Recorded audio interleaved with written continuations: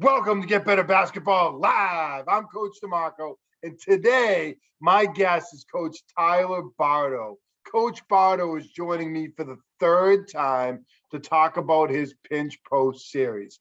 In the past, we've talked about options out of the pinch post, wide pin downs in the pinch post, and today we're going to talk about using ball screens. You're not going to want to miss this episode. But before I jump into it, make sure you hit that like button down below, turn on your notifications, and subscribe to Get Better Basketball on YouTube. Another Get Better Basketball Live is up now. Coach DeMarco here with Get Better Basketball Live. Today, joining me once again is Coach Tyler Bardo, head basketball coach at Central Mountain High School. Coach, how are we doing tonight? Great. How are you, Coach? I'm doing awesome. I'm excited to have you on again. Been fortunate to talk to you. You always have a lot of great things to share with us and some great video clips. And in the past, we've talked about options out of the pinch post. We've talked about wide pin downs out of the pinch post. And today we're going to talk ball screens. And just wanted to start out by asking, is this something you've always done with your team, using ball screens? And if not, what made you start to incorporate this into your offense? I think when I first took over the program 5 years ago, we wanted to incorporate it. We knew that we wanted to tier our offense a little bit, and since then it's kind of grown into this compartmentalization of certain things. The ball screen is not something, though, that we really, as far as just a simple action, has been an element of our motion offense. It's been in quick hitters or different sets of that nature. We didn't score in them all that well. We honestly, if you look back at them, I'd love to look at some of the percentages. We didn't even really get quality looks out of it. I would say a super low percentage of the time that we even looked at good looks, let alone scores out of it.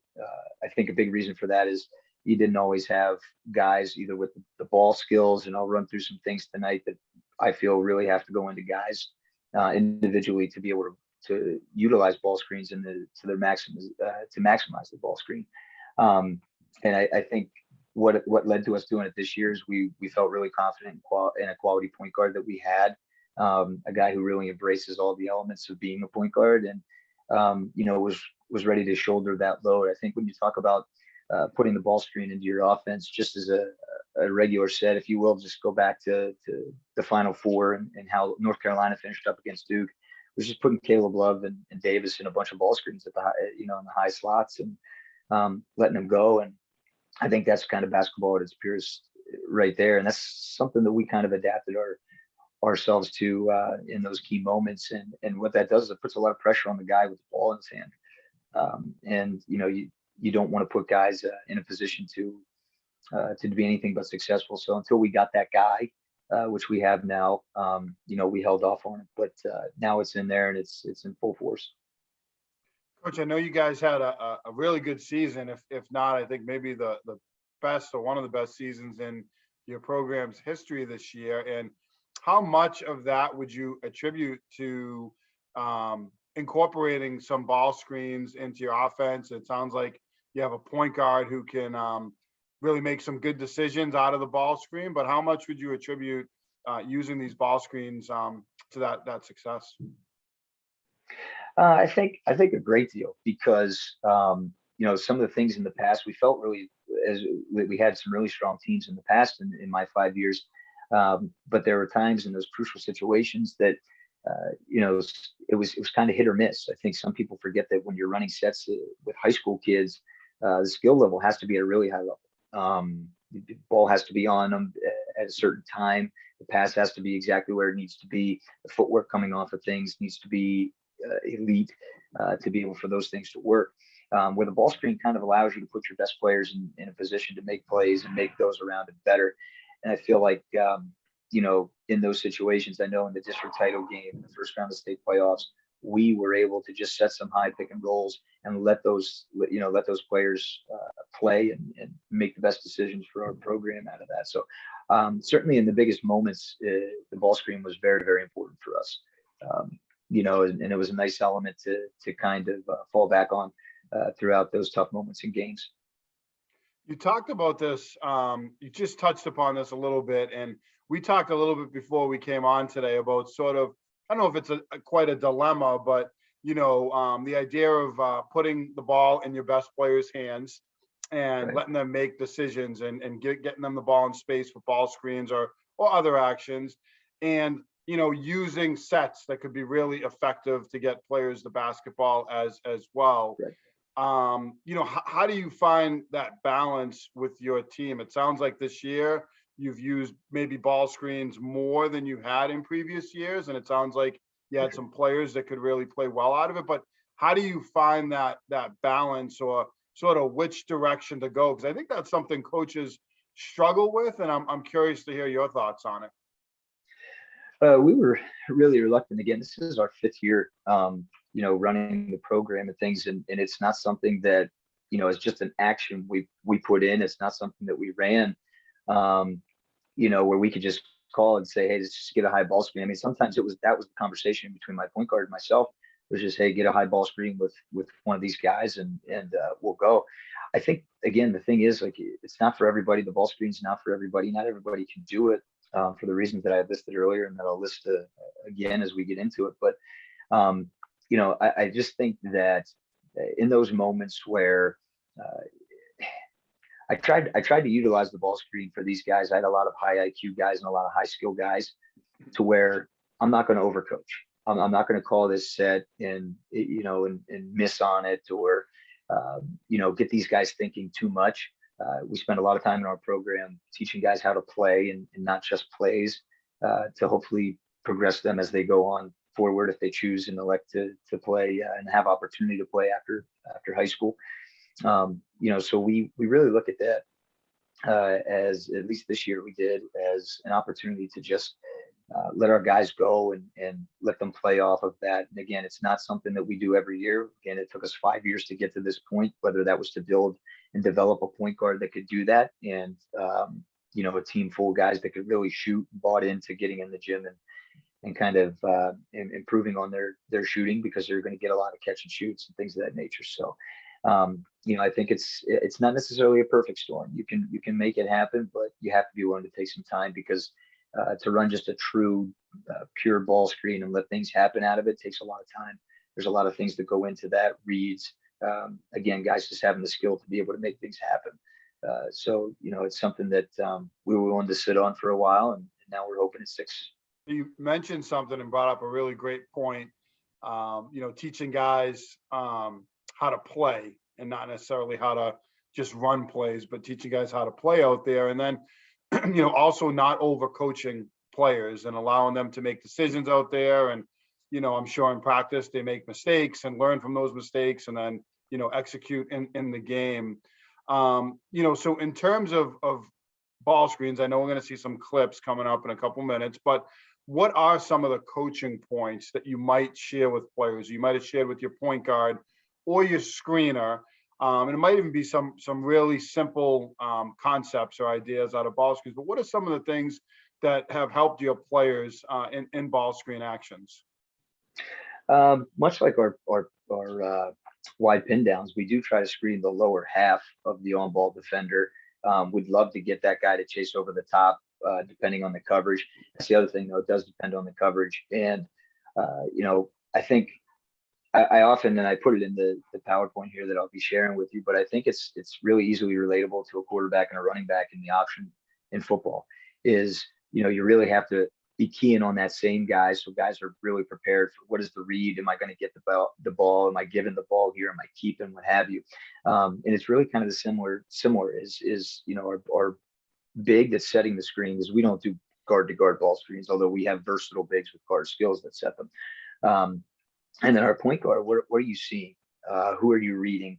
And going from there, and what is my progression for a big through the role? So I have a versatile big that you'll see here. He's about 6'5", but I classify him as a wing because of his ability to shoot the ball, and he's got some good ball skill with him as well. But at 6'5" in the high school level, you can do some damage inside as well.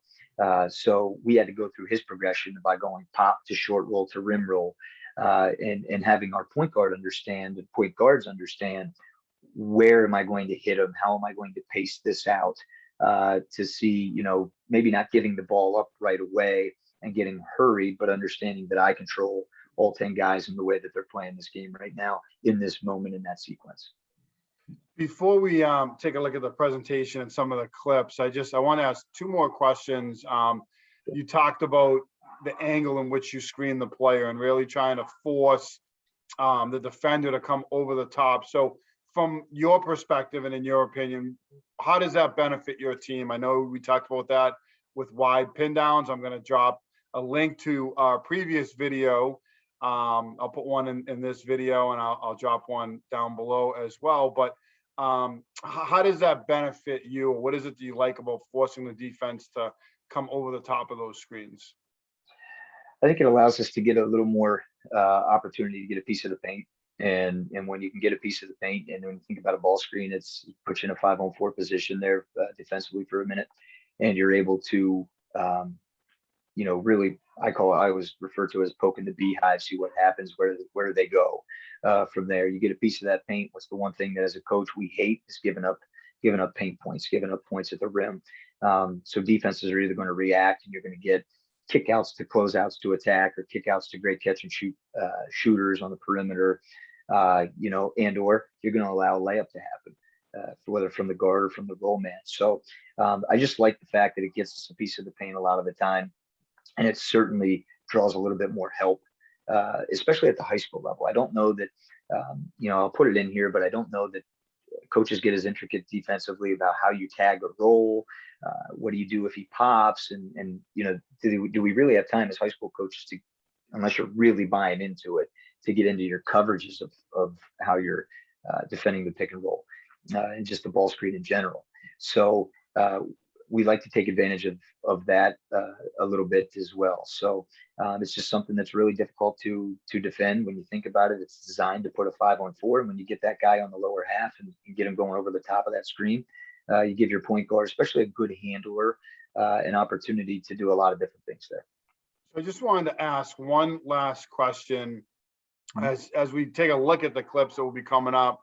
In terms of ball screens, I know it sounds like most of them are like at the top. Are you using ball screens in different areas of the floor, side ball screens, ones from the top and different parts, or is it just one type of ball screen that you guys go with? And what are the benefits either way, depending on what you're doing, using multiple types of ball screens or just that one area? How does that benefit your team? So when we first started out, our sets required us, all of our ball screens, to come more side pick and roll, more of a mid to low wing. What we found, and as I continue to look back at those films even years later, is those side pick and rolls, which you're really relying on, not only does the ball screen require you to have a certain skill set, when you put it in the side pick and roll, you think about some of your short-sided games and things, you're putting those guys in a small vacuum of space. You've got to have guys that can really handle the basketball and decision make at a high level. So a lot more of the ball screens that you're going to see here are coming from the high slots. They're more going to the middle. And that being said, we do work some different things as rescreens, depending on how the ball screen is defended. We may twist it, and then we go from a lot of different things where sometimes it's just a slight change, where instead of getting that angle to send it middle, we ask our screener to make it a little more flat, especially if they're in drop coverage with maybe not, those undersized bigs. We might make it a little more flat so our point guard can get downhill and attack somebody of equal size or equal length. Maybe even he has a head on that guy in terms of height and length. Along those lines, angles of screens kind of depends, but where on the floor, a lot of these clips you're going to see high pick and roll in the slots, sending us to the middle. All right. Well, I'm excited to start taking a look at this. So why don't we hop right into it? So we're going to take a look at our motion offense with a focus this time on ball screen solutions.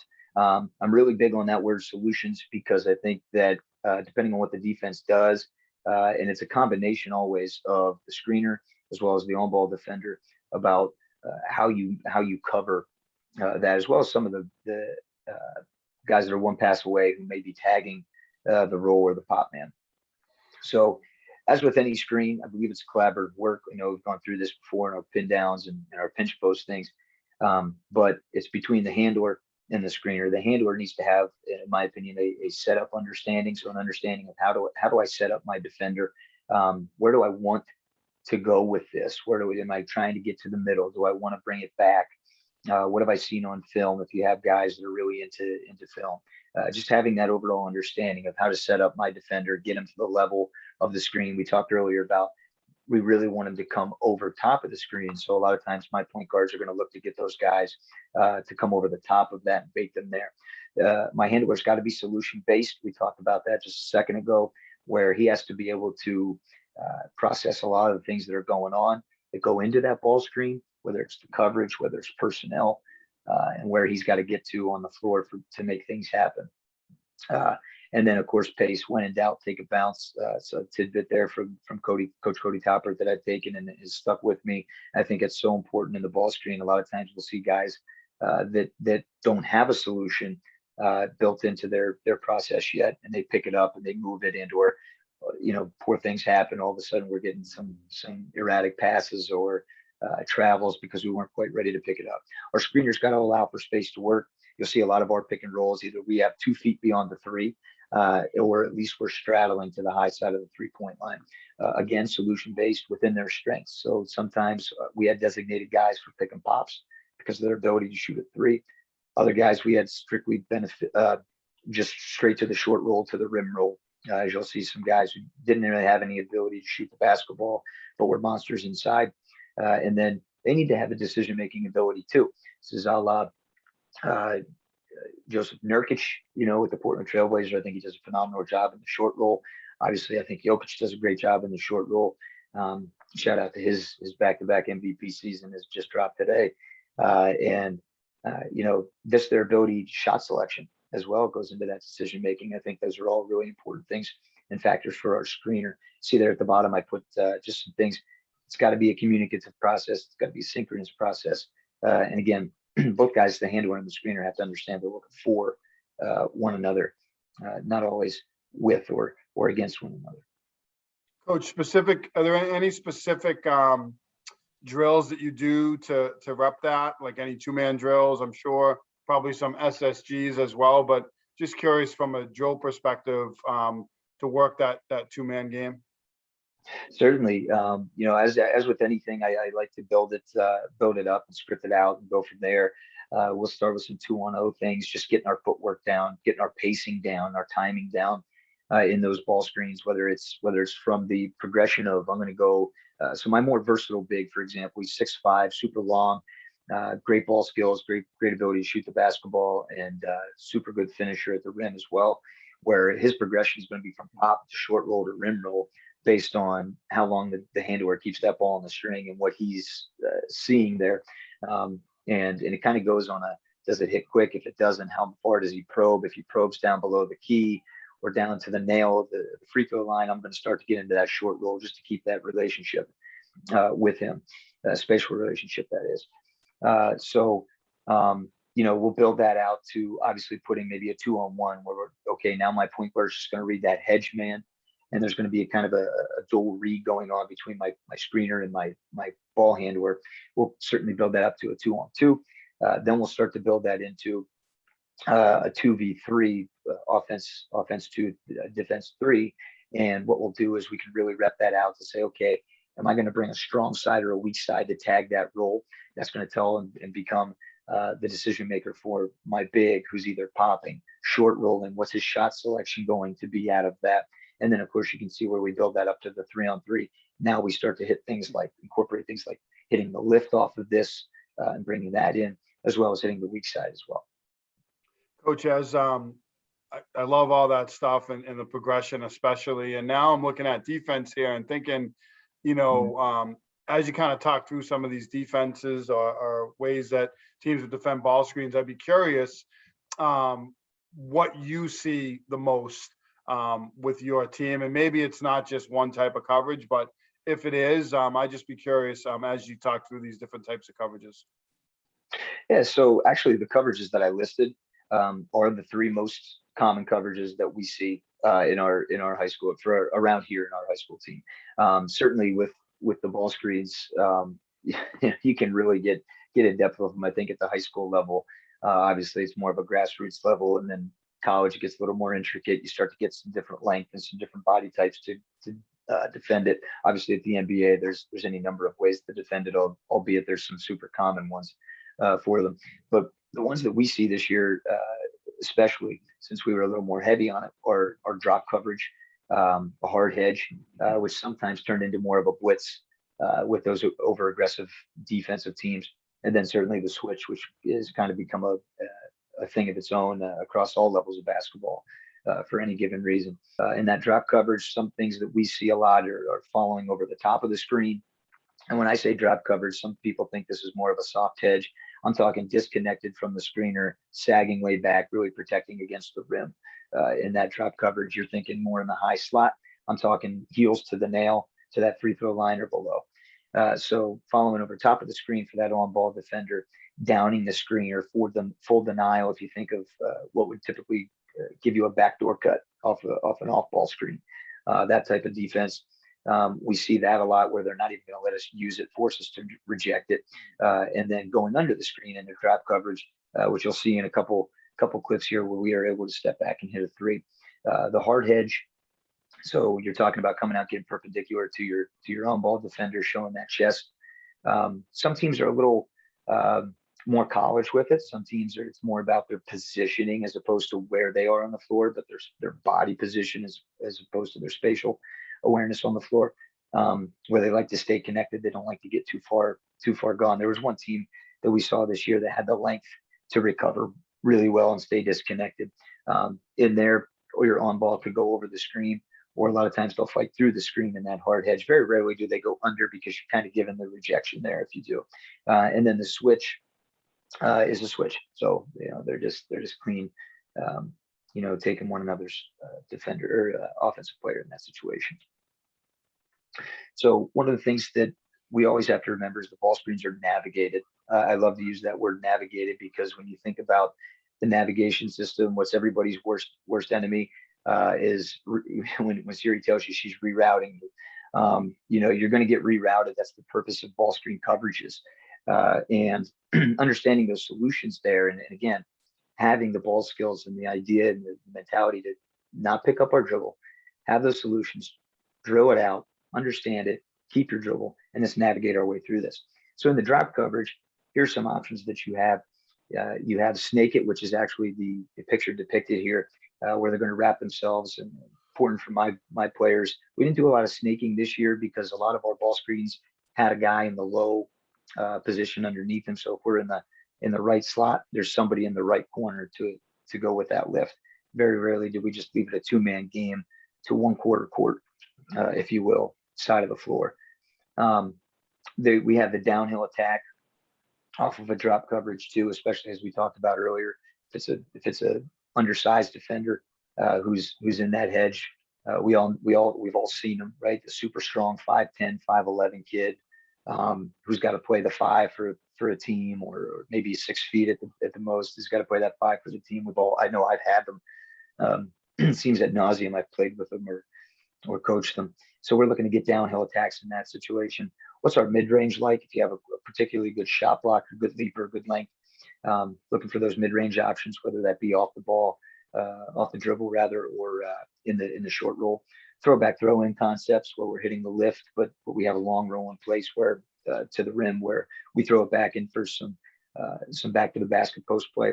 Short roll where we're reading a tag, which we spoke about earlier, or pop with your screener if your screener has the ability to pop. The one thing I'll caution us on is if you have a screener that has the ability to pop in today's game, thank you, Steph Curry, more likely than not, they're going to pop and they're going to stay pop. They're not going to go through that progression.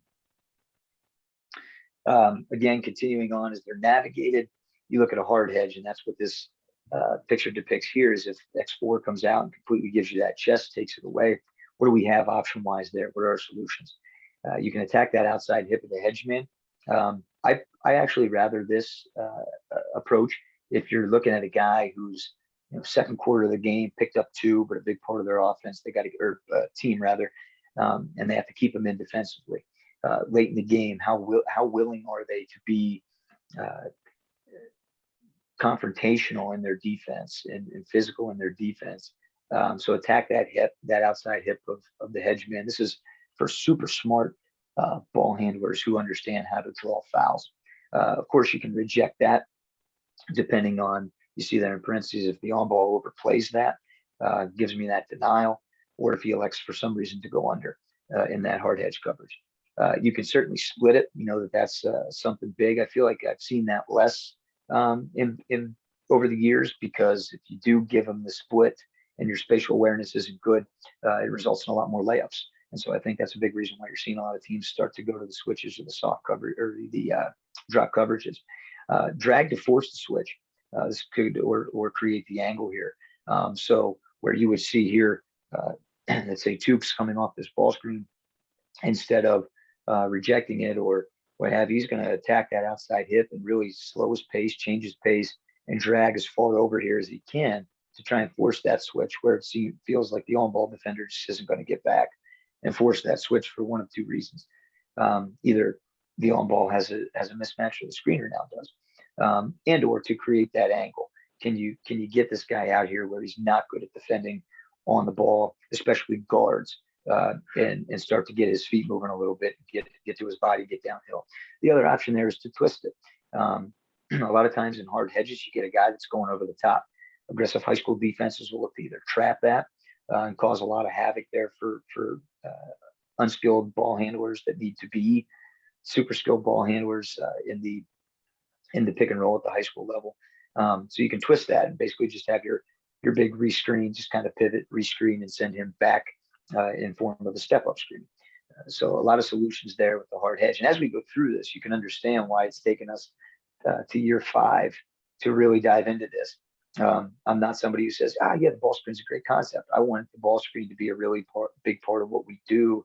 And again, something that allows our players to showcase their abilities, but we're not going to use it if we don't have those abilities to do. But you can see where that's my mentality, because all these things are prerequisites for our ball screen, or our big setting the ball screens and our guys coming off it.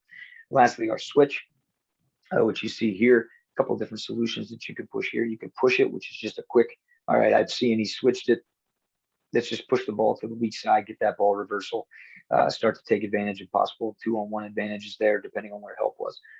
You can elect to use a double drag screen, which you see to the diagram on your left. Coming back, you can invite that switch if you do have matchups that you want to take advantage of. And I'm one that, as you've seen in previous film clips, I like to post up our guards. I think that back to the basket bigs are kind of a thing in the past. They're certainly more prevalent in high school basketball just because of the mix and match of athlete that you get. But I like to take advantage of any opportunity that we get for bigger, more skilled, certainly guys with really good footwork and finish ability at the rim. So sometimes you might invite it. Or something that we've gotten into this year as well is some combo actions. You start to look at some RAM ball screens. You look at some zooms, which really is just our pinch post actions that we talked about, but this time chasing that DHO and looking to get to that more. And then, your Ricky, which is what you're seeing on the right side, where you may set that double drag, and then 5 is going to continue to set that screen. We do a lot of that type of thing in our ATO segment with our pistol series. So these are read and react based on the handler success and the versatility of the big. You're looking at the screener's hole is easily going to pop, and I like to say beyond to present. So pop beyond the 3-point line, especially, which our guys didn't have a problem with because of the proximity of our screens, our ball screens, but to present an option for that point guard or that guard coming off to deliver the pass. We then progress that down to a short roll. So the deeper that the big probes, the more unlikely that pop is going to be there. We like that guy to start coming down, hunting that elbow or that extended elbow area. And there's where you're going to get your mid-range touches based on the roll coverage. Where are they tagging from? Are they tagging from the strong side where your lift is coming from, or they tag a more weak side? Right to your rim roll, which is just a direct line to the rim. Or you could have your rescreen, which is dependent on the initial action. Again, if that guy's jamming you over the top really, really hard, sometimes the easiest thing is just to rescreen. Again, it's about spots on the floor. You see there, I denote it is similar to that quarterback running back relationship in option football. Here, your handler's role, and this is not a typo. I do put pace in there twice. I put the exact same thing in there twice word for word, because that's how important it is for us. It's something that even to this day, our point guard that you're going to see in these clips is a two-time first team all conference. His assists have gone up an assist and a half, almost two assists from last year to this year as a starter, with largely from the use of the pick and roll, the ball screen in general. And pace is still one of those things he struggles with. He's a key and three type player. Finding that mid range is something of his development that we're working on right now for next season, and his hopeful pursuits of playing college basketball. But pace is huge. So mixing those speeds and utilize that mixing of speeds in your pace to create time, and time creates space, and then process. So the handler's got to process a lot in a really short amount of time, and pace buys you more time, as we said earlier. So if those guys can get that, and you can process that well, as you see here, I've got to put the clip the picture of Chris Paul in there, because I don't think anybody does it better than him. I don't know that anybody's ever done it better than him as far as the ball screen. But you got to feel that on ball, feel your on ball defender. You got to identify the coverage, which is your hedge man initially. And then you have to identify who's tagging the roll man. So getting your eyes to that lift guy, or getting your eyes to that weak side. Knowing your personnel is obviously huge here. You're going to deliver the ball on a pick and pop to a guy that can't shoot a three, never practiced a three, what have you. And then I think a really important part is recognize when it's your go as the ball handler. When is it my time to shoot that basketball? Because a lot of times you think in the ball screen, and you see the prolific ball screen handlers such as Chris Paul. Chris Paul's really well known for his assisting. He's not really well known for his scoring. So that's why when he has even a game with 18 points, it seems like when you turn the TV on the next day and you're watching the recaps, like, Chris Paul had a great game, scored 18 points. You're like, that's average, isn't it? But we don't always think similarly Chris Paul was scoring. But so recognizing when it's your go. I hit pace again there because, again, it's that important. And then for me, the skill aspect of this, the physical skill aspect of this, is your passes. You got to have the passes down to be able to do this thing at a high level and be able to truly be a guy that makes your teammates better. So you got to have your pocket pass, your rat pass for those long rim rolls. You got to be able to have the hook pass to hit your lift, and or your pivot pass, which you see there. And then two types of behind the back passes, whether it's in the air or off the bounce. So when you think about that, again, I reiterate, why did it take us 5 years to get to this? Because we're building guys. We're developing guys that need skills to be able to do this the way we want to do it, in the way that's going to do, in my opinion, lend itself to what is a true motion offense. That was a great breakdown, Coach, of the different roles, responsibilities that players have, from the handler to the roll man, in terms of the screener, I should say, in terms of what they're doing. And now we're going to take a look at some of these live clips here. And what's the first one we're going to see? So we're going to see, as I said, a high ball screen here in the middle of the floor. That's something that we really focused on this year. It was really organic the way we set our ball screens. Not a lot of side pick and rolls that you traditionally see in the wings. And so what we see here is we see that drop coverage that we talked about, one of the more traditional ones that we see throughout the year. And you see, we get more of a drop, as you just mentioned. It's, really laying off this guy, but a lot of that has to do with how high we set the screen. As I said, it's a little high for me. We typically like to be just below that volleyball line. But you see, these guys have worked at it a lot in the summertime, and so they're prepared for it. This is really organic. This is actually something talked about, communicated by our guys in the locker room coming out in the second half here, which you can't see in the screen here is our guy deep corner. This man here, defender here, knows this guy really well, two rival schools here. So he knows the abilities of number three, my ball screen guy. He's going to stay up just a little too long to try to take that ball, or that high pick and roll away in terms of any type of pick and pop or short roll. My zero does a good job of dragging this ball across here, which is going to take what become these strong side defenders out of the mix. And this guy here deep in the corner, which you can't see, is going to just do a simple dive, and zero displays his degree of difficulty as far as what types of passes you got to be able to make in this. So as we come down here, you can see we're pinpointing that. So here's your progression, right? He sees how his man's going to navigate that ball screen. He sees what's happening here, and you see now it's not such a drop. He's got a level and says, okay, I'm not letting zero get to the rim, but he's also again here to make sure that three does not get a simple catch and shoot. And they end up getting caught here at the rim on a great pass out of this for a nice easy layup. And again, that was just something that was communicated by our guys in the locker room at halftime. Here again, you see, we want to force this guy over the top. Now here, this is a team. This is actually game 2 of the season. We get that blitz. So it's not such a switch, but it's not a hard hedge, I'd rather, but it's more of a blitz. And you see here, we're going to bounce to the outside on this. And you see, we get these guys out of position. Boom, here's where we hit that short roll. And this point guard, for me here, is a freshman point guard. You see him hit that short roll to a big he's got no freedom to pop, none. He's a monster inside, but you see what happens when you get the ball to that kill zone, as Kobe termed it years ago. 3 defenders plus this defender. This is your hedge man. This is the guy who caught the short roll, right? He's now kicking out for a corner 3 here. You see what it does to the defense. Again, you talk about getting the ball to pieces of the paint, hunting pieces of the paint. It didn't happen because the ball handler got there, but again, it was something that happened because we got that guy to go over the top. Here you have some nice pace. I thought he picked it up just a little bit soon, but you see just more of a soft show. There's no switch here, but a soft show. You see this guard trying to fight through the screen. By the time he releases, my 14 here, my handler sees that. He's going to put it right up over the top to a 6'5" kid that can just go up and make a play there.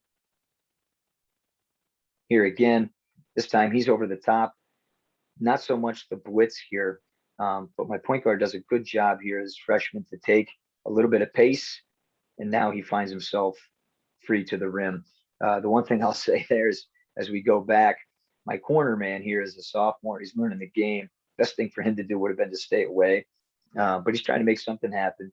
One of his first varsity looks, and he cuts through here. But again, you look at it, 44 gets back. We feel like he's over the top. Okay, we've got him pretty well contained. He starts to get back, and the pace here is huge because you see the defender on his hip, and he's able to change that pace, and there's that burst to get a nice rim look early on.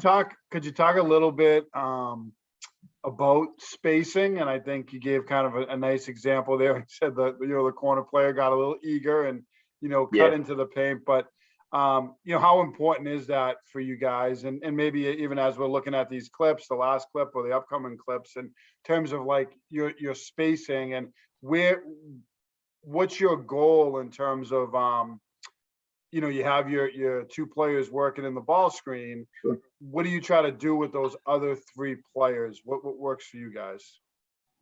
So what we'll typically try to do is, again, to keep our true motion offense. And again, this high ball screen is just another element to what we've already talked about in previous segments, right? It's just, if this pass goes slot to slot, we're setting a wide pin down away.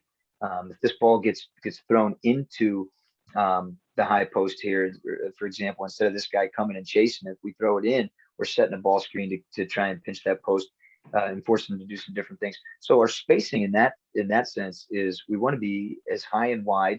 Now our slots want to be volleyball lines. You think a lot of high school courts have those lines on them. We try to stay inside the volleyball lines.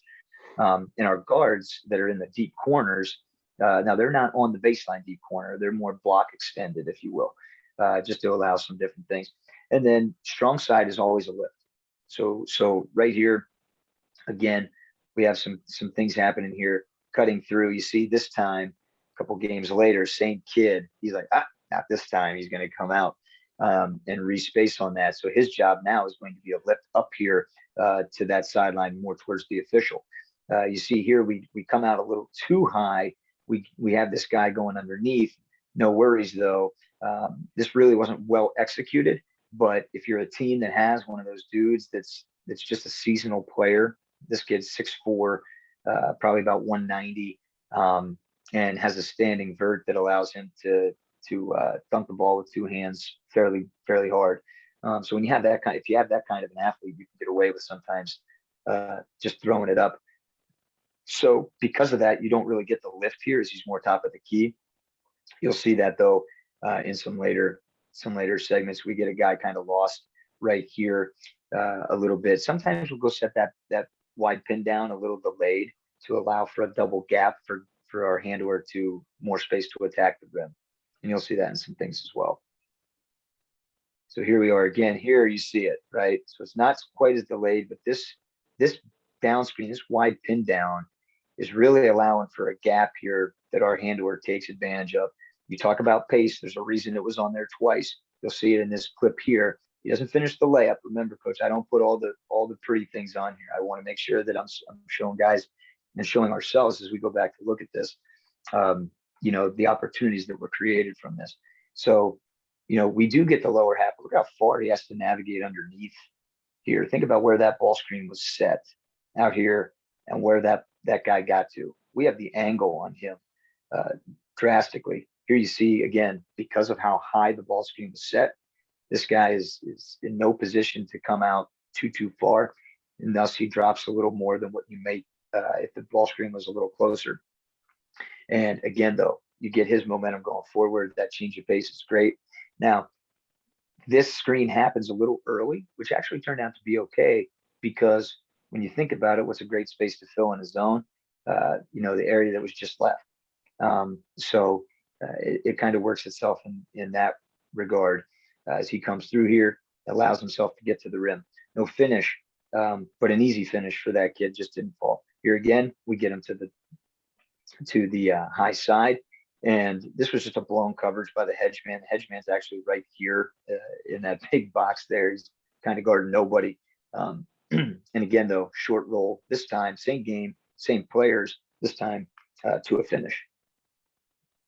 But again, back to your piece about spacing. I see here this guy, he's a little high here. Again, sophomore working through it, right? Needs to be lifting just a little bit more. But now you look at what Jack, our point guard here, has to process. Where's the tag coming from in this roll? And these are all things that are happening this quick, right? These are all things he's got to go through this quickly. And he's still outside the paint, so we're going to drop it to him. If this guy's in position or where he is now before that ball is released, you're probably hitting this man, right? Excuse me, but he's outside the paint still here, and this is an easy up and over. Now we have a 3-point shooter over here. Take your pick. But you catch it this deep. We gave this guy one rule, and that was to go up and get as close to dunking it as you could. Coach, if you can go back to where the screen is set, I just think the precision in which you guys are setting your screens and forcing that defender, I thought that was a really good one in terms of screening the lower half of the player. Let's see if we can when the orange box was. Yes, it was. And what the difference there was, you see, as the defender kind of creeps out to the handler, the screener's kind of following him a little bit, which is he's kind of stalking him, right? And that's a really good job of the screener right there to ensure that we're going to get the lower half of that guy. As you see, look how low he gets here too on this screen. Now, honestly, I would not have been shocked if they would have called this an illegal screen, just because he is a little bit in his lower half outside of his body frame. But he was set, and that allowed him. He didn't do any extra leaning, and I think that allowed him to get away from it just a little bit. But again, we get him downhill, and again, this is his man right here. He just got himself really out of position. But again, that's something that our point guard has to process in that situation. And as we're watching these clips, I liked, I know it was a couple of clips ago, we don't have to go back to it, but I like the action away from the ball, brings it back to the wide pin down.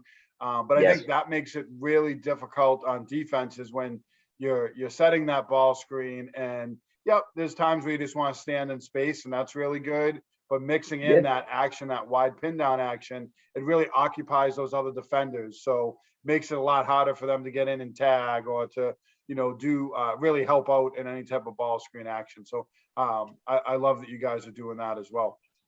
It absolutely does. And that kind of goes to the point of, we don't want to mix things too much. We want to see, how can we let these elements of pin down, pinch post, dribble drive, and ball screen mesh as well together so our guys can just play. And there's those basic, simple rules, but how guys are going to score on the floor from any given time.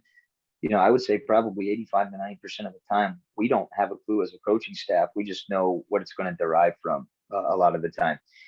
Here, and I'll say this to speak to our depth and guys that understood this. This is going to be your fourth different player that's handling the basketball in the ball screen in the high pick and roll already in these clips. Three of whom are point guards, are freshmen, and then this kid here, 15, is a sophomore. When our starting point guard went down with an elbow injury for 5 games towards the beginning of the season, those two guys really stepped up huge, and we're hoping that with all three of those guys coming back, it pays dividends here in the coming years. But you see here again, now this one, we're not quite as high as far as outside of the paint, and you see what that does here to clog the paint just a little bit. So not picture perfect here in terms of our spacing. However, what I think here is understanding as a point guard, getting back to that, when do you know it's your go, is here it is his go because the help never comes. They don't step to stop or anything of that nature. Our big is 6'5", athletic, best around the rim. And you'll see here, these two guys who are put in line to stop him are just kind of fading back.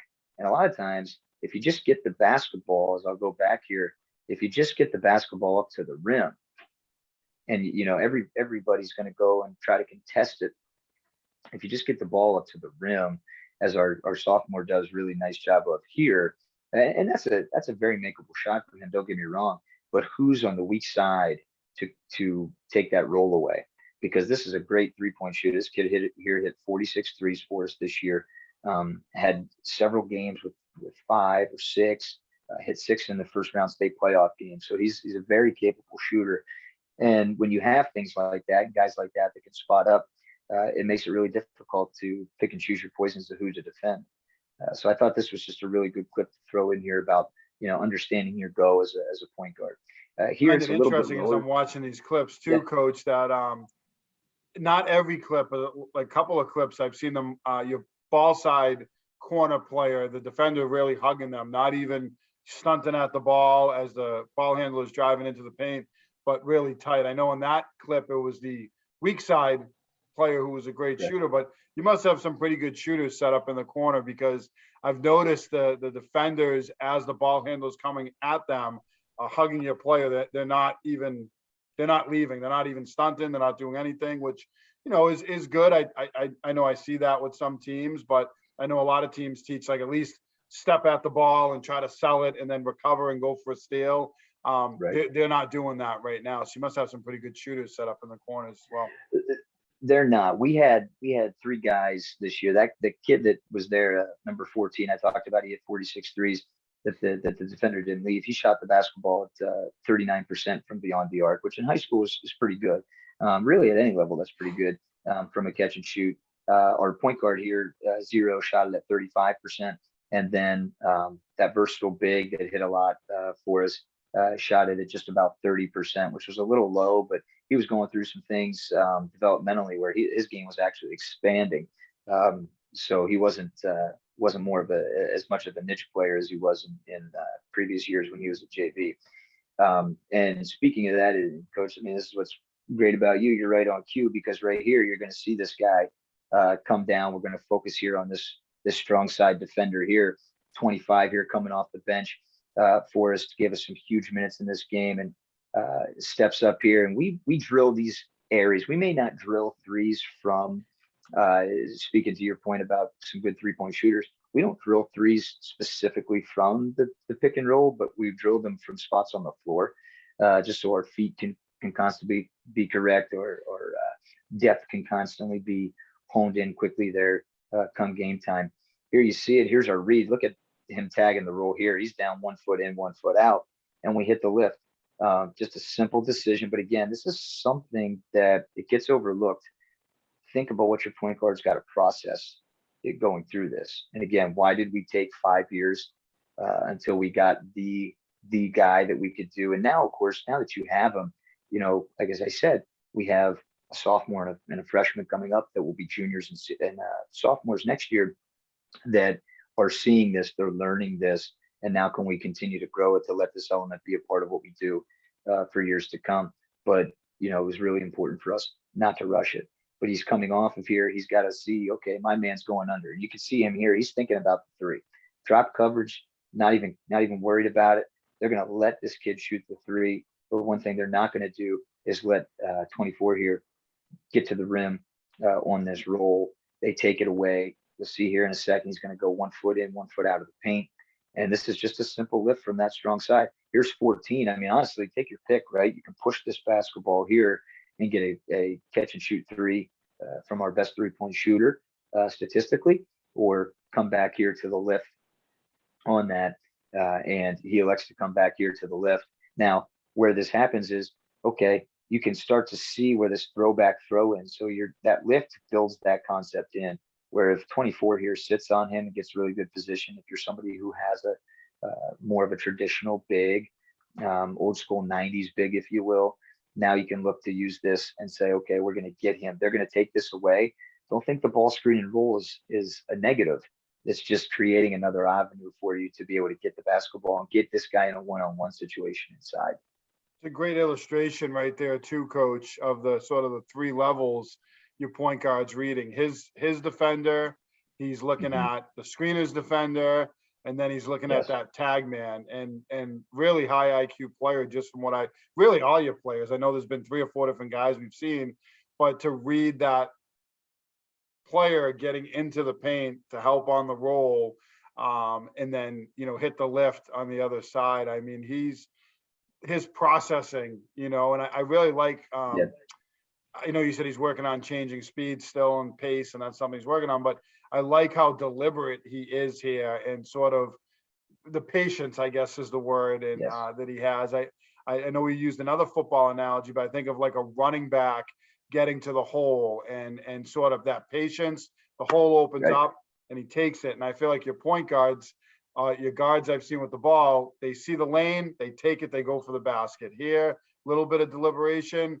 saw that player get in and he hits the lift. So just a really nice job at high IQ to read those 3 levels in the ball screen and do it as effectively as they are. So credit to your guys and to you for the things you're doing to teach that, because that isn't easy. And you keep saying how it's taken 5 years, and you can see it as we're talking through this and the process of teaching this. So kudos to you guys. Thank you. We appreciate that. So there again, you see that lift and just a kid that's ready to shoot here. I look at this and it's minimal, but I really want us to pay attention the setup right here. That little dribble towards the defender between his legs freezes him, gives the ball screener just a second more to get in position. And again, Zero's playing at a really high level right here. This play in itself for high school, in my opinion, unless you're at a prep school, or here in Pennsylvania, we have East and West. So in the Western side, we have the WPIAL Conference, it's really well known about being grinders. And then you have your PCL, your Philly Catholic leagues, who, really produce player after player at Power 5 conferences and high major schools. This play right here just turns into a simple high pick and roll. You can see it turns into a drop coverage. Again, one of those common coverages where he's at the, just above the nail here at the foul line. We forced one to go over the top. And this is a player who is designated, you're rolling hard every time. You look at the spacing. They're not going to let this guy shoot. And I'll be honest with you, this kid is really a phenomenal slasher. But for them not to tag a little bit better there is kind of questionable on this player. However, a testament to us being able to hit that lift and make it a part of our offense. Here you see this weak side. They're just letting these 2 guys go. They're not going to set that screen. It hits a little bit quicker. He's not going to go set that pin down, as we talked about. It's more of a delay. And again, here's this pocket pass that we talk about, that window right here. And he hits him right about the elbow here. And our big goes up and gets his first hammer of his high school career. Again, and I'll talk about this. Look at the positioning of the feet right here, to be able to step in front, not allow this player to come back, get a hand on it, anything like that. Completely takes him out of the mix. So again, that's your processing for the handler in terms of feeling your on-ball defender. Really nice look at the spacing here too, Coach. I think your spacing is so good. And I know we talked a little bit about that earlier, but with those players spaced out to the corner and the ball coming at them, it makes it harder for them to get into the paint. Just look at the lane that opens Oh, up, for your player. I know we're going to see him. It sounds like get a dunk here, but really yeah, nice job. And the point guard too, drawing that, the drop player, the soft hedge or the drop coverage, and really right. causing him to commit. I mean, just so many good things in these clips and really good coaching points for other coaches watching. So here you go. They just don't get back in time. It was a big moment for those guys. He's fired up. Here you see a guard to guard ball screen. It kind of happens, 'cause we get Azir gets caught with the ball here around the elbow area, and it goes from a DHO into a little bit of a ball screen, right? But the impressive thing here is that it translates, and you see they get back. It's not a switch. This kind of becomes the hedge man, the guy guarding the initial handler. And you talk about that respacing constantly. He's going to respace out here, and no solutions. We respace, and you gave me too much, and we're able to hit the three. So even our guards, just going through it, being drilled on it, have that understanding of what it's going to be. Here you just see that weak side kick. We're keying on that. There's that tag of the rule from the weak side, and leaving a really good shooter there. He finally gets his look from the corner here. There's that setup again, and this time really takes him into a step up screen, right? So when I say step up, I just mean there you see that little in and out step up, bringing him here. And we're not going to let this kid to the rim. It creates that closeout similar to the same concepts that are high or that are pinch post and down screens do. Here again, you see that high screen. There's the throwback throw in that had mentioned earlier. And I'll go back since that was one of the first times we had seen it. Again, we see this. We're forcing his lower half, getting him over the top. Credit to this team here that we're playing was a 23-win team and a classification lower than us. This was probably one of the best games we played all season long, albeit a loss. Probably one of the more enjoyable games to watch. As this team also made it to the Sweet 16 in their respective classifications here in Pennsylvania.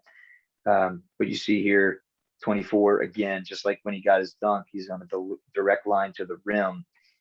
They're paying him a lot of attention, and they're leaving this man open. This is a great understanding of knowing your personnel. This is a kid who's a slasher. He's a rim finisher. He's actually one of the state's best here in Pennsylvania in the high jump. In Class 5A, he's not a perimeter shooter. However, he also is a quarterback. So he's really, really smart in making reads. And you see this throwback. So we throw it back here to hit the lift. And what happens? They recover here. Hedgeman's late to get back. Credit our big for not giving up on the roll. A lot of times kids will give up on the roll right there, right? I didn't get it. He does a good job to present himself back for that layup. Here's more in the high pick and roll, more in the middle of the floor than anything, but we're keying on that hedge man. There's that pace. We get ahead of them. So similar to the throwback throwing concept there, but we end up pushing the basketball to the corner instead of the throwback coming off to the middle and getting that layup. Here again, you see another. They're coming over the top. They're coming here off of this. Hedge man to more blitz him than anything. They're going to try and tag him 24 again, straight to the rim here. And they're going to tag this with this weak side. Again, just talk about catching and ready. Here's one where really good shooter. This kid here catching as our versatile big. He actually hit 6 threes in this game against them. And a contested shot here, but there's 0, right? One of the things you have to process is understanding your personnel. This kid riding a hot hand right now. This was the 5th 3 of the game that he hit, the 3rd of the half. So understanding that and trusting it, we bend the rules a little bit there to hit him here. What I like about 14, though, I not somebody I'm going to put in the ball screen because of his a ton as far as the handler, because of his ability to shoot, but he really paces it well. And this is what he does right here, getting into that paint. And there's just a weak side kick to another shooter right there. Again, simple stuff. Here again with the setup. Now here they meant to hard hedge. They blitz late. And here's going to be that split that we had talked about. And again, you talk about our spacing. Here you have a wide pin down being set to occupy the weak side, as you spoke about. but we're able to split that here. A good read, quick read, again, something you got to process and see here very quickly. They are not tagging the roll, maybe with a weak side, but where he's at compared to the rim lane that my point guard has, too easy for him to be able to get to the rim on that. So let this play again. Just take note of the setup and everything. He got really good there. And again, not always pretty. Here's one, and I'll slow this down because it's the first time we're seeing it. This one here, again, we're not as high, but they're also playing more of a condensed. They're not letting us get to the rim right here. This is in our district semifinal. Again, they go way under on this ball screen. And the high ball screen is something we had run earlier in the game to this point. So my point guard is processing that too, what happened on the previous moments we ran this with another big here. Again, great spacing, as you mentioned earlier, getting out and the pace, right? I'm gonna just walk into the three is again their toes to the nail. Way too much space for this kid. Just stepping in with a hand where again recognizes it's my go. This is an opportunity for me to score. Here you are in the district final. So that very first clip, here you are again looking same two kids in the high ball screen. And we bring this guy out corner. Now, one thing that I want you to notice here is look at how they tag it this time. I'm not going to let this happen, right? So now is where that pop becomes created. This is just for an example here, as Coach, you and I talked about what's the difference between end of games. And I know that was one of the things that you had on Get Better Basketball that you had talked about previously, right? Is those end of game situations. What is your decision? Here we just elected and we called guys. This is that big, couple of short rolls. We said, get out to the corner. Let's let these two guys work. And they chase zero here over the top. They're not going to let zero beat them. And you talk about, again, what are the prerequisite skills? There's your hook pass to come across your momentum, across your body, get it back to a good shooter, and be able to go into the half. Hitting that shot was really, really big. That's how our clips end up. But you could see that was really important in that game, and really important for us just overall to be a part of another dimension to our offense. Point guard has a little bit of a Steve Nash feel to him when I saw him widen out that defender and then split the hedge and go down the middle. But he's a good one, and it's fun. You know, the attention to detail that you guys have in the ball screen game, everything from the angle of the screen to the spacing, actions away from the ball, the reads you're making. It's impressive, and it's fun to watch. And you can see, you know, I talked about that clip earlier, sort of the three levels, but your players, just the processing that's happening. And, you know, the last clip where that player popped and hit the 3-pointer, but also your point guard that's making reads away from the basketball, and just really high IQ stuff. So again, credit to you guys for what you're doing. And I want to ask, you know, just one last question. A coach is watching this. You know, what advice do you have? I know I heard an element of patience. It takes a couple of years to, you know, really get good at using ball screens. And this is really just a piece of what you do. You're doing it more frequently because of personnel, but you know, the wide pin downs, you mentioned the dribble drive, the pinch post, that's sort of all part of your motion offense. But what advice do you have for coaches when it comes to just specifically for ball screens? It's, you know, a lot of times, and I see this all the time when you talk about, you know, when you see clips during March Madness and all these coaches breaking down these clips. And one of the things I always look at in the threads, and even the NBA playoffs, well, yeah, they can do that. They have Power 5 guys, they have Michigan guys, they have NBA guys. The concepts still translate. You know, as we talked about, it's on a much lesser scale at the high school level, of course. But if you can really pinpoint on just a couple of things that you see often, and a lot of times we use the high pick and roll early just to see how are they going to defend it. Instead of calling a set right out of the gate, we might just say, hey, I want to get a high pick and roll. I want to see how you're going to defend this. So we have a little bit better idea, and it gives our point guard really early an opportunity to see how they're going to defend it and what he's got to do to navigate it as the time goes. The other thing I would say is don't think and don't waste time trying to get everybody to handle the basketball off of the ball screen. You know, we had some shooters that allowed us to work a couple more guys traditionally than what we normally would. But the reason why you saw Zero there so often is because Zero was that guy that just showed. It's not like we handpicked him and said, "You're going to do it." He showed that he had that ability. He showed that he had that hunger to get better. He showed that he had the hunger to really understand the game, and that's what you saw there. I mean, think about the different things that he, and you mentioned it, Coach, the things that he had to process going through that. Again, it is a reason why it took us 5 years to begin to implement that as just another piece and element to our motion offense.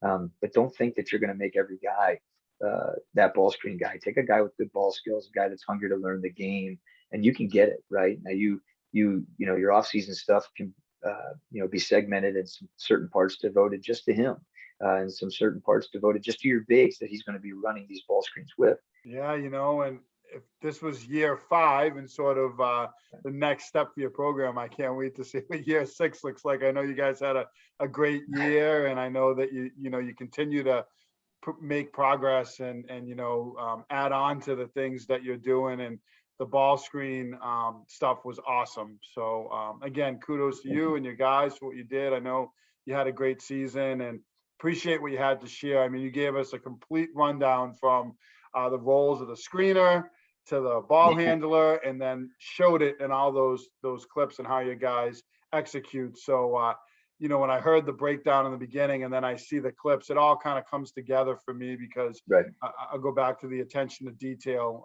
that you have for your team. And that was pretty cool to see. Awesome. Thank you very much.